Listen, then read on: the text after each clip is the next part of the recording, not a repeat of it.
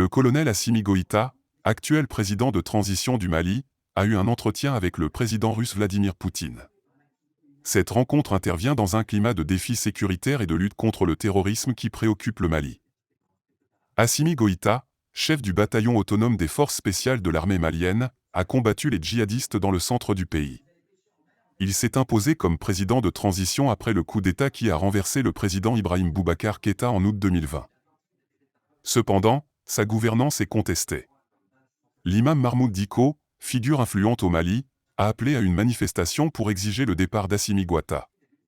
La coordination des mouvements et associations et sympathisants, CMAS, de l'imam Mahmoud Dicko a appelé à la mise en place d'une transition civile. Cette annonce intervient en pleine tension entre le régime de Bamako et les indépendantistes du Nord. La CMAS a récemment dénoncé la décision des autorités actuelles du Mali de reporter les élections.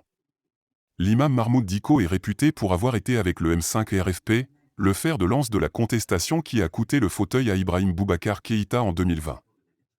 En somme, la situation au Mali est complexe. D'une part, il y a une lutte contre le terrorisme et des défis sécuritaires majeurs.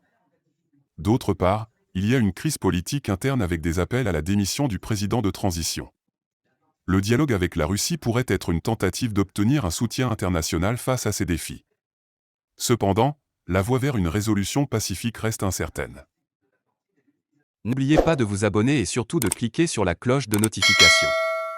Likez la vidéo si ce n'est pas déjà fait. Laissez aussi votre point de vue en commentaire.